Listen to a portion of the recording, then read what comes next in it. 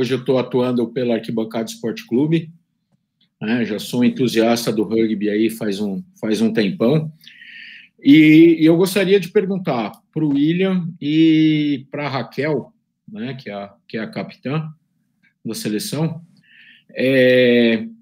como é que como é que estão os preparativos, né, tanto físico como emocional, né, e como vocês sentem que o grupo tá reagindo, né, emocionalmente para chegar nessa disputa olímpica. Eu só queria aproveitar também e fazer um baita de elogio para a Isadora, cumprimentando a Isadora pela maravilhosa reportagem que ela fez, a entrevista que ela concedeu para o Mendel Bidlovski lá da ESPN.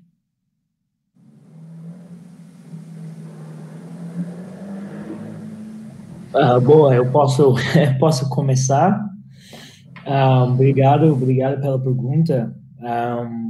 Em termos de preparação, não foi, eu acho que de falar que foi ideal, seria mentira, que todo mundo sabe, né, das dificuldades que a gente teve, mas como o grupo reagiu e como o grupo está realmente esforçando de fazer esse processo que é bem mais curto do que você normalmente ia ter, tá sensacional. Então, pelo lado das jogadores e o lado do staff, todo mundo bem conectado com o mesmo propósito.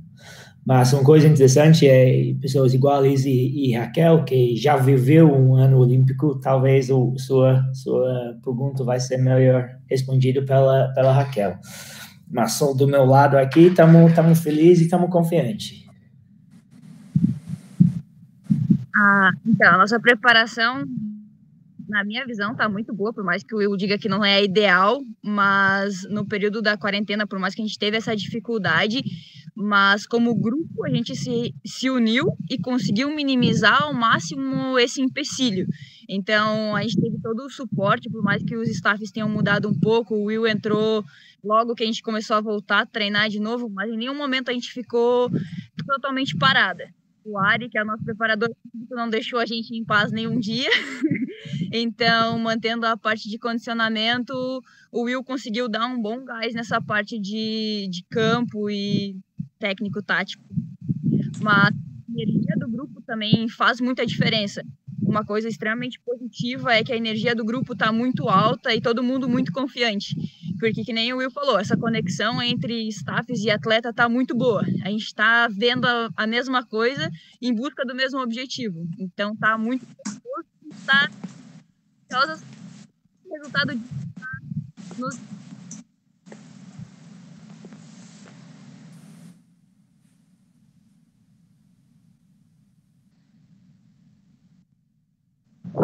Pode ser. Não, só adicionando que também a pandemia trouxe uma oportunidade para o grupo. Como a gente, depois do Rio 2016, muitas atletas se aposentaram e o grupo teve que passar a temporada dentro do circuito mundial no 2017 com um grupo bem novo, bem cru mesmo, de nível internacional.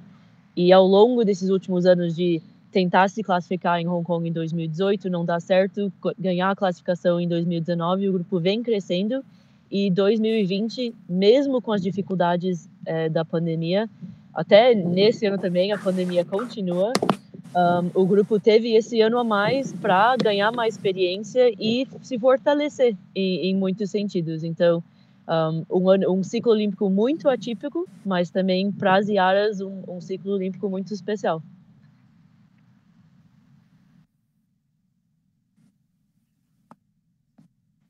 Vamos lá, então.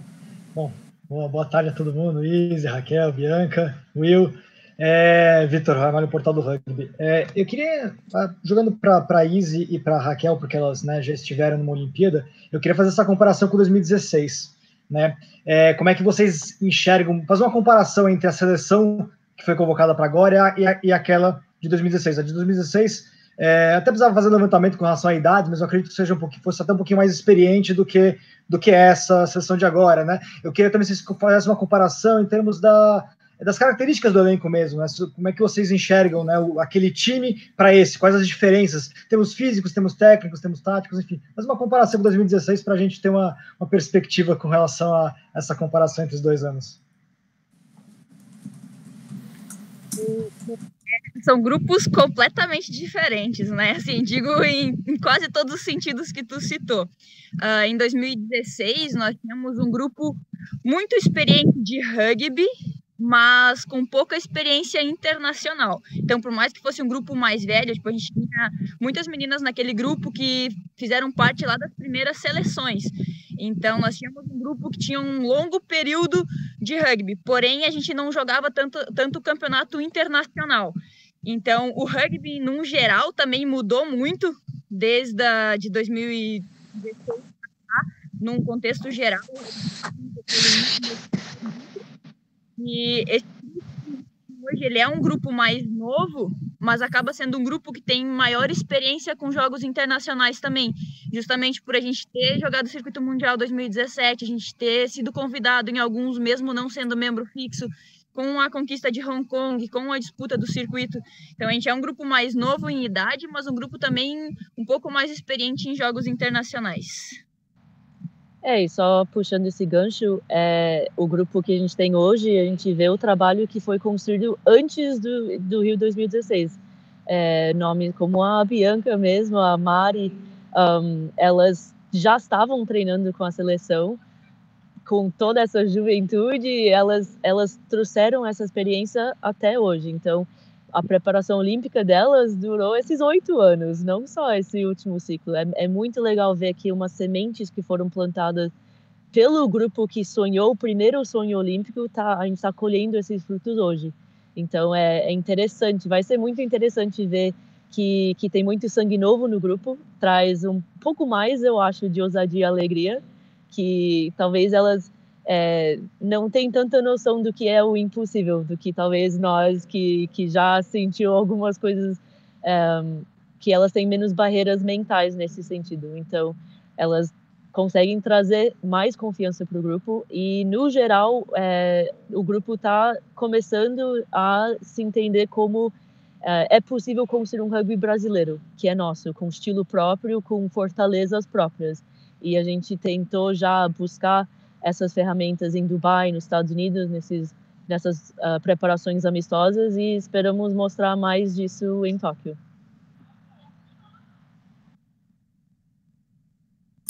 Oi, pessoal, boa tarde a todos. Obrigada aqui pela presença de vocês. Queria fazer 2 perguntas, pode ser?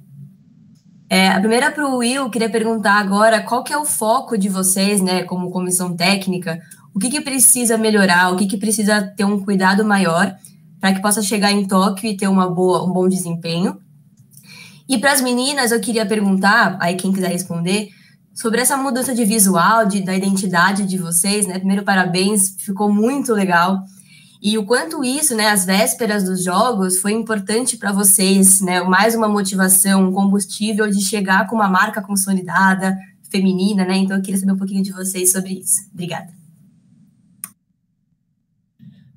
Boa, então, a gente podia falar, tipo, o que é importante para a gente, tem milhões de coisas técnicas e táticas, mas, de verdade, a coisa mais importante é chegar nos jogos com a cabeça boa. Chega lá livre, chega, tipo, não com medo de errar, mas com essa expectativa de fazer alguma coisa muito grande. E, realmente, essa chance que elas têm de deixar tudo dentro de campo, e mesmo com todas as dificuldades que teve, tipo, mostrar que esse grupo tá crescendo cada vez mais forte. Então, de verdade, minha expectativa como staff é conseguir que elas cheguem nos torneios ainda, tipo, amando o jogo, ainda, tipo, tendo esse prazer em jogar. Essa, de verdade, para mim, vai ser o coisa mais importante. Tipo, lógico que vai ter questões técnicas, vai ter questões de eu gritando, mas essa é meio normal. Para mim, a coisa mais importante é realmente que elas, tipo, conseguem chegar lá bem.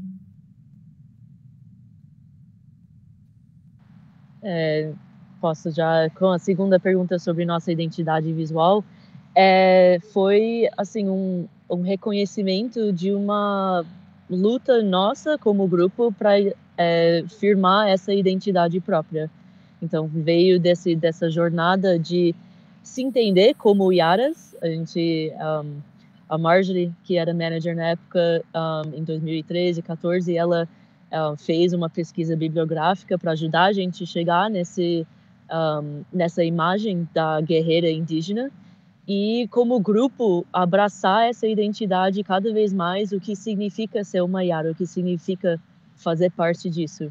E finalmente ter isso na nossa roupa, de ter essa identidade afirmada pela confederação, de entender que não é Tupis contra Yaras, a confederação tem essas duas seleções e a gente está brigando em nome da mesma coisa, mas que a seleção feminina consegue finalmente se expressar dessa maneira e se mostrar para o mundo. Todo mundo vai conhecer a gente também como Yaras. Então é muito importante. A gente não vai ter a Yara na blusa olímpica, porque tem essas regras do COI e tudo mais, mas a torcida, eu acho que talvez vai ter alguém gritando vai Yaras lá em Tóquio. Eu posso começar aqui. Opa. Pode falar, Bianca. Vai você primeiro. Eu ia falar só mais um pouquinho sobre essa questão da nossa nova identidade. Quando eu entrei, eu peguei muito esse processo da gente construir quem somos nós e construir o nosso nome. E durante esse processo a gente criou coisas que mostrassem pra gente o que é ser uma Yara. Então a gente criou o nosso toque, a gente criou uma música pra gente, na qual hoje a gente usa em momentos muito especiais. Então se encaixa perfeitamente.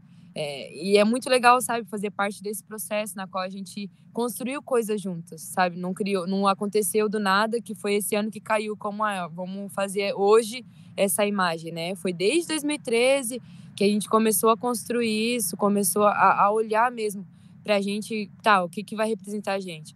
Então é muito bacana. E ter esse reconhecimento, que nem a Izzy falou, que nós somos os Tupis e as Yaras, que dentro da mesma tribo nós temos homens e mulheres que lutam. Então eles são os Tupis e nós, as Yaras, a gente luta pelo mesmo propósito, todo mundo junto, cada um com a sua identidade e com o seu valor. De realmente olhar e ver que tem as mulheres que lutam, que são mulheres que trabalham todos os dias, que treinam tão duro quanto e merecem ter esse valor de representação também a nível de mídia e a nível de mundo num geral. E é isso. Opa, tudo bem, pessoal? Boa tarde. Eu queria fazer duas perguntinhas, uma para o Will, mais direta, qual a meta dessa seleção nos Jogos?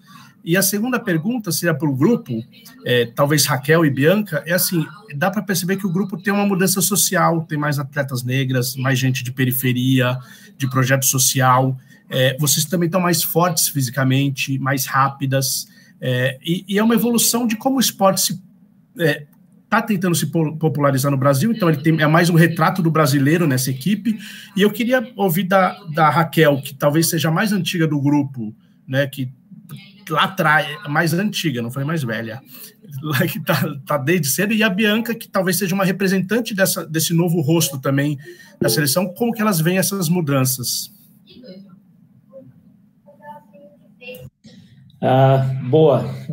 Então, obrigado, Paulo. Em metas, tipo, é uma coisa que eu falei para as meninas, eu acho que nunca na minha vida, eu estou jogando rugby um bom tempo agora, e nunca na minha vida eu entrei numa competição sem aquela esperança e a expectativa de ganhar.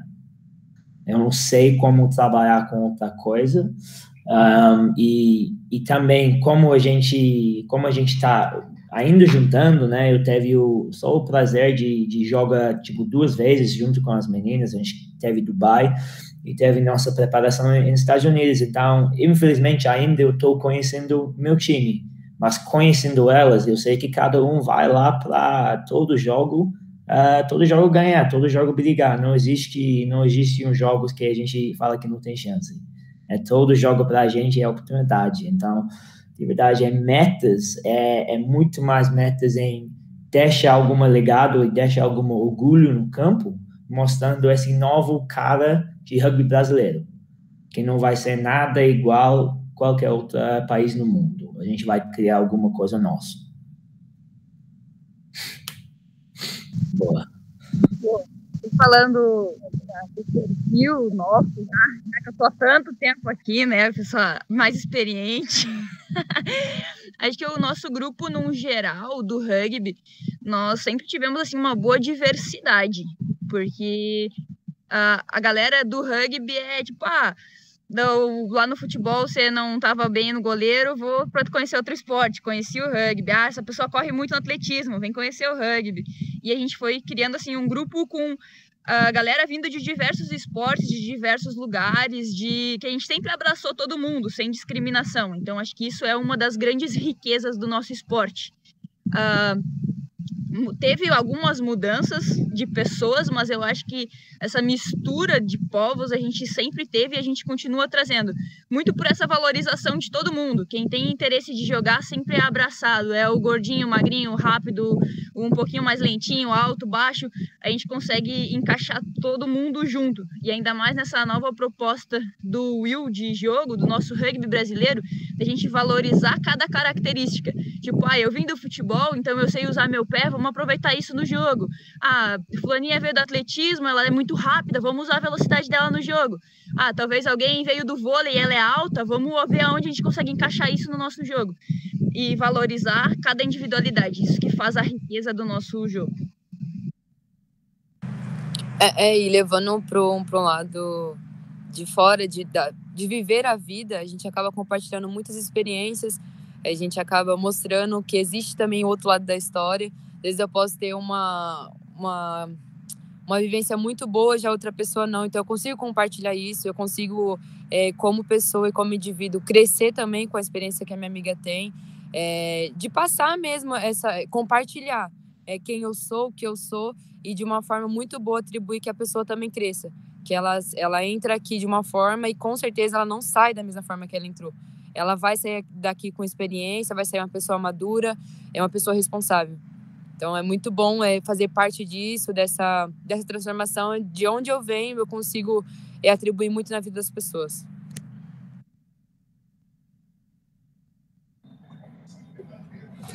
Boa tarde, pessoal.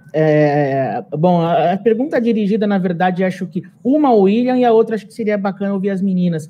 A William, eu queria que eles esmiuçassem um pouco mais, se possível, o que é esse jogo brasileiro que vai ser tão diferente dos outros.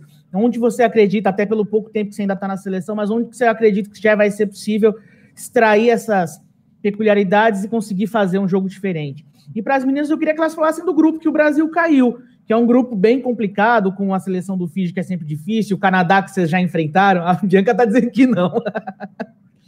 Queria que vocês falassem o que vocês projetam para esse grupo, com adversários, inclusive, que vocês já conhecem bem alguns deles. Boa, Lincoln, obrigado. Então, para mim, primeiramente, de conseguir transferir um pouquinho da cultura brasileira e aquela energia e alegria que o grupo tem, que as meninas têm, e levar isso para o campo.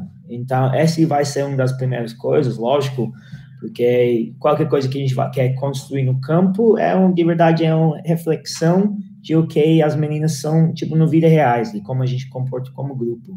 Então, tudo que a gente está tentando levar para o campo, primeiro, sem medo de fazer as coisas diferentes. Então, por exemplo, se a gente quer utilizar muito mais nosso chute, ou se a gente vai ter alguns esquemas de utilizar nossa velocidade no jogo, tá? A gente não sou um time muito grande, a gente sabe disso, e parar de ver isso como uma coisa negativa, mas desenvolver armas para uso isso a nosso favor. Então, realmente, é de pegar nosso grupo, pega as coisas fortes, as fortalezas, e desenvolver juntos algumas estratégias de mostrar isso no campo. Então, quando eu falo de um rugby brasileiro diferente, é isso que eu estou falando. E, lógico, eu estou pouco tempo com elas, mas eu tive o prazer de jogar pelo Brasil masculino.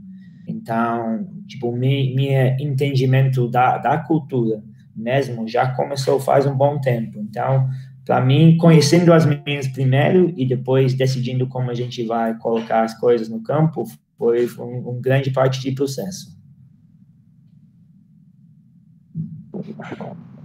E sobre nossa chave, Canadá, França e Fiji, Algumas pessoas já estão falando que vai ser pedreira, vai ser uma chave forte. Realmente são adversários fortes, mas a gente já tem muita experiência contra elas. E quem não ganha sempre aprende mais. Então, a pressão está nelas. A gente está com essa clareza que todas as estatísticas mostram uma história, mas a gente não enfrenta esses times faz um bom tempo também. E elas não passaram esse ano e meio vendo como o Brasil treinou e como o Brasil mudou a forma de jogar. Então, assim, vai ser uma grande oportunidade. Nem todo mundo teve a melhor preparação possível, mas o Brasil também tem uma experiência boa em superação e resiliência. Então, para nós como grupo, vai ser uma oportunidade mesmo.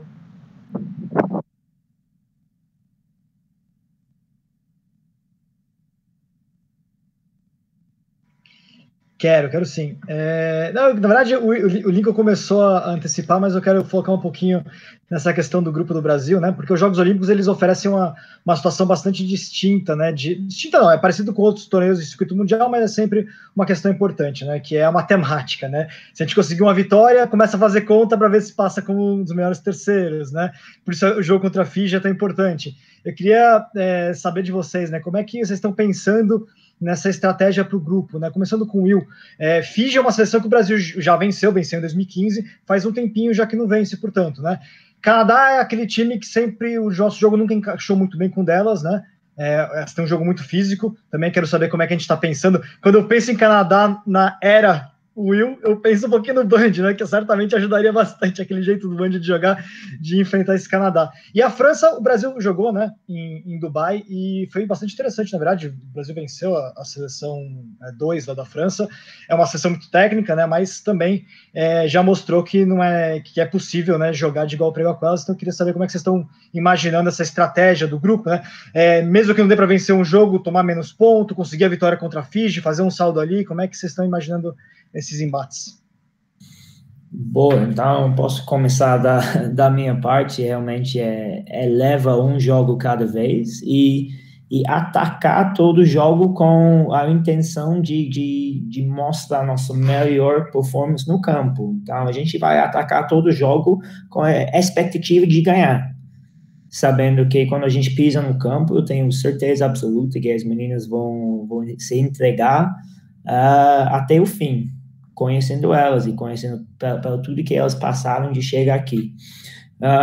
Minha experiência, sim, consegui vários jogos contra a França, e realmente é um time experiente, e eles teve uma preparação boa por conta de jogar lá em Mônaco, ele estava jogando na Inglaterra também, mas também é um time que a gente consegue enfrentar fisicamente, com certeza, a gente já mostrou isso. Fiji, a gente vê ela jogando agora contra a Austrália e Nova Zelândia, é um time que tem certos perigos, mas com a velocidade que a gente tem, e também a inteligência tática, não é um time que me dá medo, de verdade nenhum time me dá medo, estou animado para jogar contra todos. E Canadá a gente já sabe, é um time bem físico, igual você falou, mas essa última semana, que é uma semana de guerreira nossa, eu não tenho nenhuma dúvida sobre a intenção no lado físico e o lado de contato das nossas meninas. Então, a gente tá preparado.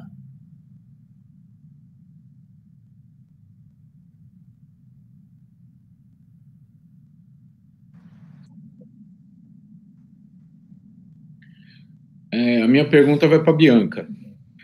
Bianca, em 2018, você foi escolhida como a melhor atleta do rugby no Brasil, pelo COB.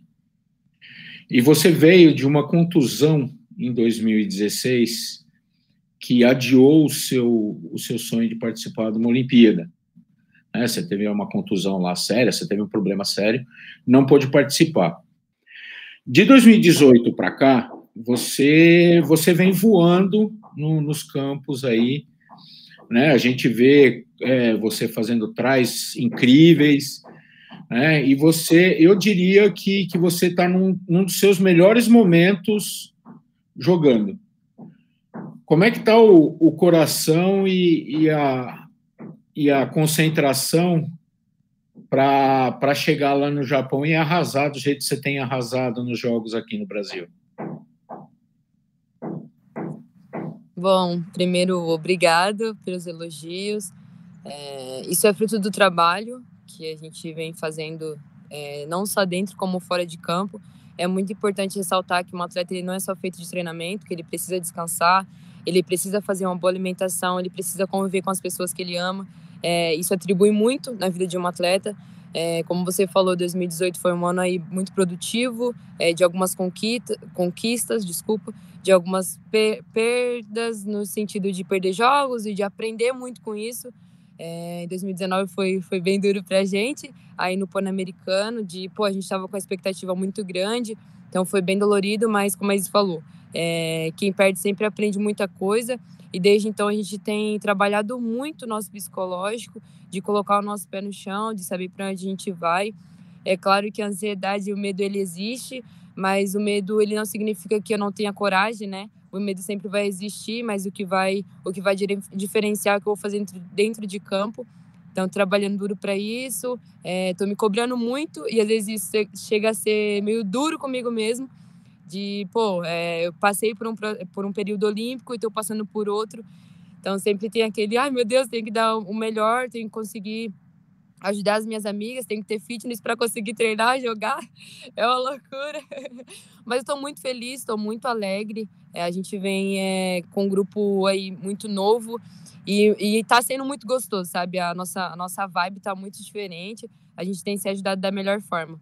Então, só esperar aí para os jogos virem e a gente conseguir entregar o nosso melhor. Sucesso para você lá. Obrigada.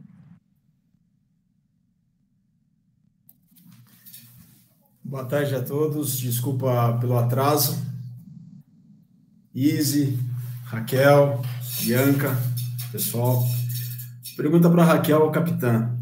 Raquel, qual que é a responsabilidade e como é que você se sente como capitã da equipe brasileira nos Jogos Olímpicos, a capitã do rugby brasileiro no geral nos Jogos Olímpicos? A responsabilidade aumenta? Como é que está sendo essa experiência e como é que você a encara? Boa tarde. Bom, eu não diria que isso é uma responsabilidade, eu levo isso muito mais como um privilégio, porque a gente tem um grupo incrível e não é responsabilidade nenhuma estar à frente desse grupo. Então, na verdade, que eu estava até comentando com as meninas outro dia, que nesse grupo que a gente tem atualmente, ser capitão, a única diferença é que tu vai conversar com um árbitro no dia do jogo, porque o restante tu não tem nenhuma responsabilidade diferente. O nosso grupo tá tão unido e na mesma página de que não precisa uma pessoa tomar a frente para fazer alguma coisa. Não precisa ser uma pessoa responsável por algo. A gente é um grupo todo e todas trabalham juntas. Então, eu levo muito isso, como não só para esses Jogos Olímpicos, mas como um geral, de que isso não é uma posição, mas não é uma responsabilidade. É um lugar onde a gente é uma coisa que a gente conquista para a gente só ter essa voz com o árbitro. Mas realmente, assim, o grupo tá realmente trabalhando muito junto e uma alegria total. Não sem uma responsabilidade de um peso, porque é muito leve estar no meio de todo mundo e ter esse apoio do grupo todo.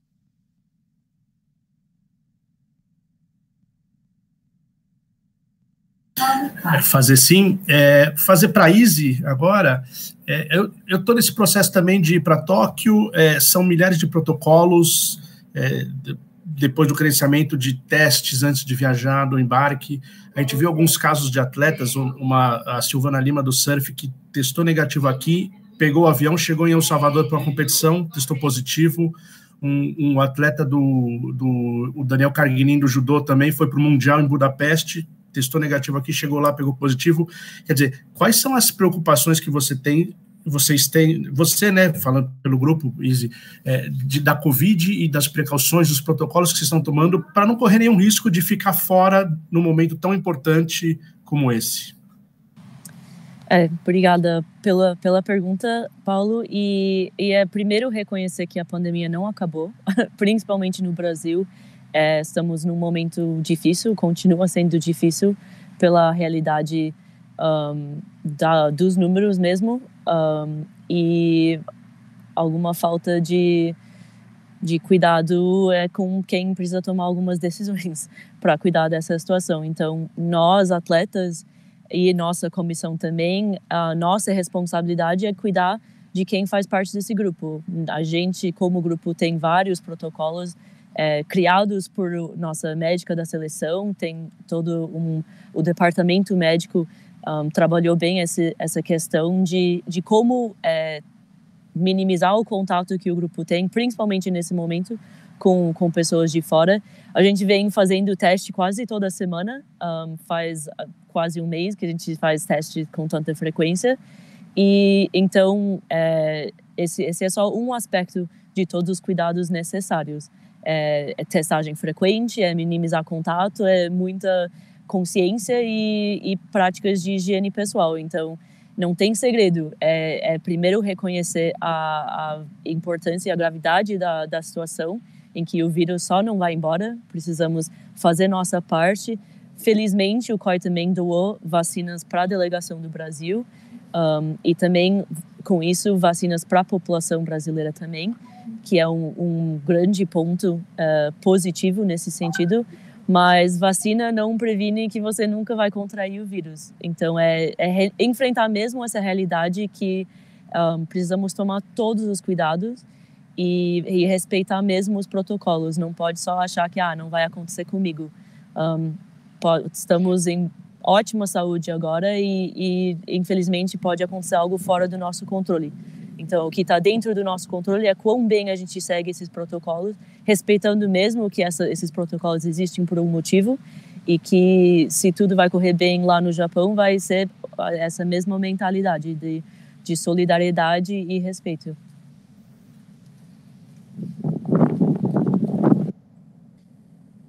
Eu tenho sim para a Bianca, com relação, né, a ela ter vindo do Deleuze da Paraisópolis, do Rugby para Todos. A sua convocação, a convocação da Leila também, né, acho que é um marco para o projeto. Vocês cresceram junto com o projeto e tem aí um resultado que são 2 atletas olímpicas, né? Queria saber da sua parte como é que você enxerga essa posição de inspiração que você tem dentro do projeto, né, de ser uma referência de uma atleta que conseguiu chegar nos Jogos Olímpicos, né? Opa. Eu vejo como uma responsabilidade, porque a gente precisa sempre mostrar para as outras pessoas, no sentido do projeto, de quem vem da comunidade, dos atletas novos, dos atletas que entram hoje no Instituto, de ver que existem pessoas que saíram dali do Instituto e hoje representam uma seleção, né? Então, de sempre manter esse trabalho duro sendo feito, de representar da melhor forma, de manter uma boa conduta. E eu me sinto privilegiada de vindo do Instituto, né, de uma comunidade que talvez, se eu não fosse fazer parte de um projeto, de um esporte, talvez hoje eu não teria essa vivência que eu tenho, essa experiência que eu tenho através do rugby, né? Então, eu sou muito grata à abertura que eles deram, né, para mim, de aprender o rugby, de me ensinar mesmo. E é isso.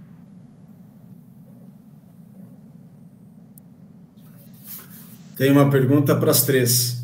Agora pode ser na ordem, no que vocês quiserem. Para a Bianca, para a Isadora e para a Raquel. Vai seguir uma ordem alfabética. Qual que é a primeira memória olímpica de vocês? Primeira memória dos Jogos Olímpicos da vida. O que vem na cabeça, assim, um momento que vocês ou viveram, ou viram na televisão, mas qual que é a primeira memória dos Jogos Olímpicos que vocês têm? Beleza, a minha é um campo de treinamento, porque eu não tive ainda essa experiência. Pela televisão, assim, Bianca, eu pergunto se tem alguma coisa que te marcou como acompanhando os jogos.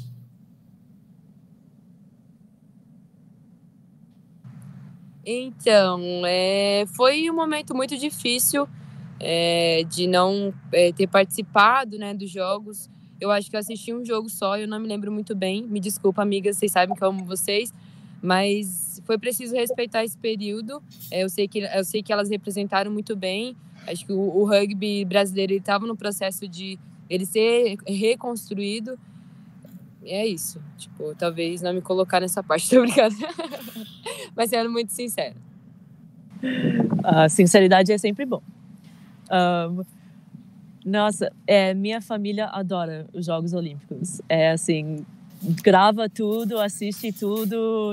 Se é tipo no fuso horário que não dá para assistir ao vivo, a gente assiste assim, 24 horas. Tá rolando alguma coisa, Jogos Olímpicos na televisão por aquele mês e meio, né? Quando é Jogos Olímpicos, depois Paralímpicos. Então, mas uma memória muito forte para mim foi ver, nossa, meus pais assim torcendo de pé, gritando para a TV quando o Cielo nadava.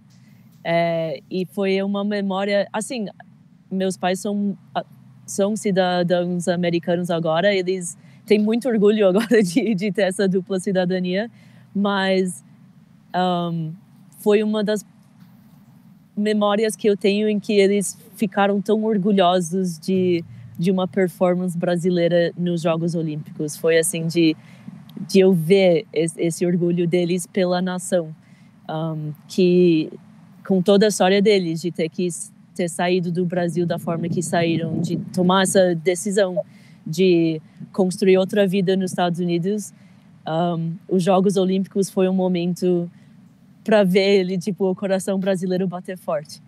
E então essa é uma das memórias muito fortes que eu tenho de se emocionar. E cada vez que tinha algum brasileiro numa final, assim, meus pais saíram alguma coisa a mais na torcida. Então, muito gostoso. E daí, tipo, mais recente, a memória que não vai sair nunca da minha alma, eu acho, estar no túnel antes de entrar em campo e sentir a vibração da torcida de casa pra gente, de sentir o estádio chacoalhar de barulho da torcida gritando Brasil. Então, foi muito especial competir lá no Rio com a torcida de casa, sabendo que meus pais estavam lá na arquibancada também. Bom, agora eu vou entregar a minha idade, né? Porque a minha primeira memória olímpica era no colégio. A gente não tinha TV nessa época na minha casa, então eu ficava feliz quando tinha os jogos que a gente podia assistir no colégio. Então a gente não tinha aula para poder assistir aos Jogos Olímpicos. Então, tipo, vários esportes que a gente tinha dias que a gente tinha uma aula, ou às vezes nem tinha aula, só tinha o telão, a gente saía pro colégio para assistir diversas modalidades. Então eu entrego, né? Porque na minha casa a gente nem tinha TV nessa época. Eu gostava de ficar na escola para poder assistir os jogos. E o que sempre me chamou muita atenção era diferentes esportes. E aí eu sempre falava pra mãe, desde pequenininha, falava, mãe, algum dia eu vou vestir amarelinha, eu vou estar lá. E agora eu posso falar pra mãe, mãe, eu estive lá. Mas é assim, pra mim, os jogos, eu sempre gostei muito de esporte. Toda a minha família sempre foi ligada muito ao esporte. Por mais que a gente, tipo, lá seja muito mais popular o futebol, toda a minha família sempre, assim, acompanhou e assistiu o máximo de modalidades possíveis. E um atleta que eu sempre gostei muito de assistir, que eu sou super fã até hoje, foi o Arthur Zanetti. Eu adoro ver as apresentações da ginástica, mas ele, em especial, assim, sempre foi alguém que fazia eu parar realmente qualquer coisa que eu estava fazendo para assistir TV e acompanhar a competição. Até agora às vezes a gente saía do treino aqui correndo e eu ligava o celular para ver como é que eles estavam no campeonato que eles estavam tendo agora. Nem lembro onde é que era agora, não lembro o local, mas estava tendo o Mundial de Ginástica, então estava também acompanhando eles. E jogar Rio 2016 foi, tipo, sei lá, é meio difícil da gente explicar. Toda a emoção de estar em casa, de estar competindo. Minha Izzy falou de ter a família perto. Eu sou muito ligada à minha irmã, e por mais que o estádio tinha um monte de gente gritando, eu ouvia a vozinha dela lá no meio, vai, mana! Dava para ouvir claramente, e ela nem falava tão alto assim. E um momento que eu tenho muito gravado na minha memória disso foi, tipo, o nosso primeiro ponto nos Jogos Olímpicos. Não é algo comum no Rugby Sevens pedir um penal aos paus, mas o nosso treinador mandou aos paus, por favor. Tá bom, então vamos lá. E nosso primeiro ponto numa Olimpíada foi um chute de penal aos paus, eu tenho guardado pra mim. Saindo à frente da Grã-Bretanha 3-0, e elas estavam surtando naquele primeiro tempo.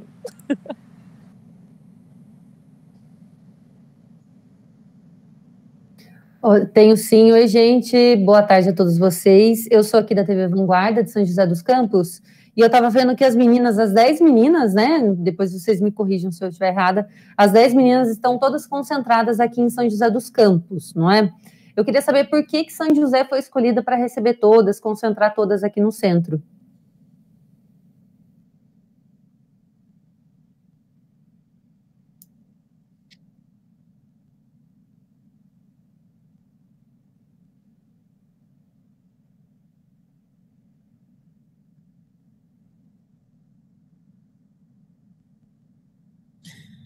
Sim, não, de verdade, obrigado pela pergunta, Bruna.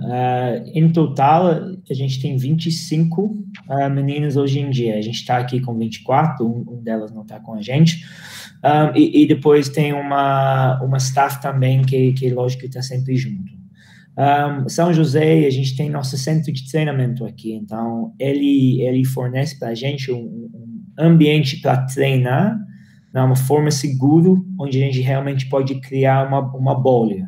Então, a gente consegue se preparar para esses jogos sem ficar muito preocupado sobre restrições e tudo por conta da pandemia.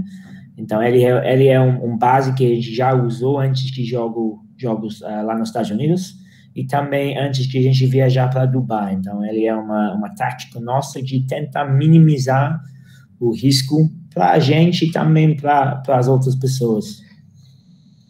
Tá ótimo, brigadão.